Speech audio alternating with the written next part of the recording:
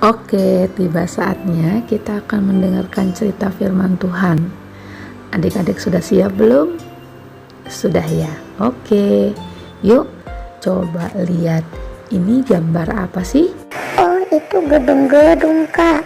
Tinggi sekali, melebihi tinggi aku. Iya adik-adik, benar banget. Ini adalah bangunan berupa gedung-gedung tinggi yang juga sama kakak, juga tingginya sangat jauh. Nah, coba lihat yang ini. Wih, keren banget, Kak. Iya, keren, megah. Ini disebut juga dengan gedung pencakar langit. Seakan-akan tingginya mau mencapai langit adik-adik. Yang mendesain atau membuat gedung ini tentu bukan orang yang sembarangan. Dia pasti sangat hebat dan pintar. Dia mendesain, menyusun segala bahan dengan sebaik mungkin supaya gedung ini bisa tersusun dengan rapi dan tidak jatuh nantinya ataupun roboh.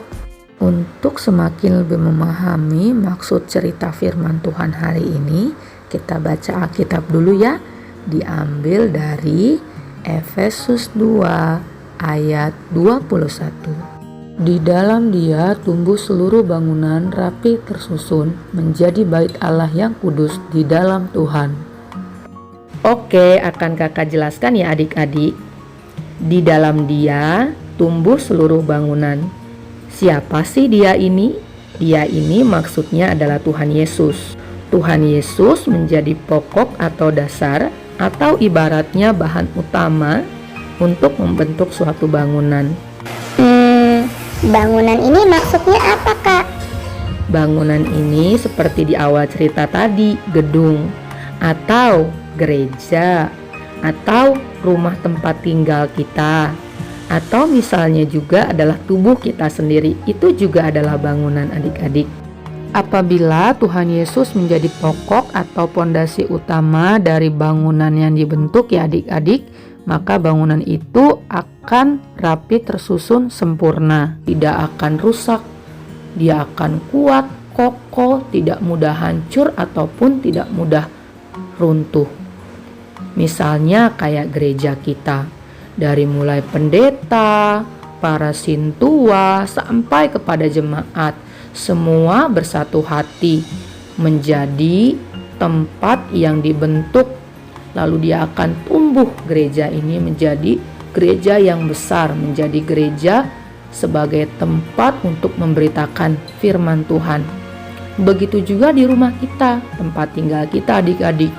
Dari mulai kecil adik-adik diajarkan, dididik mengenal firman Tuhan, berdoa, bernyanyi. Rumah itu menjadi tempat memuliakan Tuhan. Rumah itu akan terasa begitu nyaman, hangat. Ya kan adik-adik? Begitu juga dengan tubuh kita. Tubuh kita ini juga adalah suatu bangunan. Kita diisi dengan firman Tuhan, diisi akan pengenalan apa yang baik, apa yang tidak baik. Maka tubuh kita ini juga akan menjadi kokoh, rapi, tidak akan rusak, tidak akan jatuh pada dosa, tidak akan terbawa pada pergaulan atau pertemanan yang salah. Seluruh bangunan ini menjadi bait Allah yang kudus. Apa bait Allah yang kudus itu, Kak? Bait Allah itu maksudnya adalah tempat beradanya Allah, tempat berdiamnya Allah, tempat bersemayamnya Allah yang kudus atau suci, tempat terbaik yang kita berikan. Nah, agar tempat ini menjadi tempat yang semakin luar biasa, maka di dalam bait Allah inilah nama Tuhan dipermuliakan, nama Tuhan diagungkan. Sesuai tema kita hari ini adik-adik, bermegah dalam Tuhan. Artinya kita menjadikan bait Allah ini sebagai tempat memegahkan Tuhan, memuliakan Tuhan, sehingga semakin banyak orang-orang yang percaya melalui apa yang diperbuat, baik di gereja, di rumah, ataupun dari diri kita sendiri. Adik-adik sekolah minggu mau kan menjadi bait Allah yang kudus?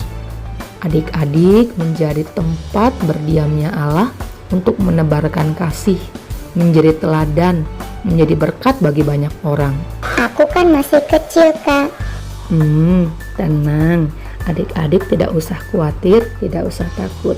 Tentu Tuhan akan menuntun kita semua. Tinggal adik-adik percaya dan berserah sama Tuhan. Maka Tuhan akan memakai adik-adik sebagai bait Allah, tempat untuk memegahkan Tuhan. Adik-adik siap? Siap, Kak. Oke, sip. Ya, itu saja yang mau kakak sampaikan hari ini. Mudah-mudahan adik-adik semua bisa mengerti ya. Terima kasih adik-adik. Tuhan Yesus memberkati. Dadah.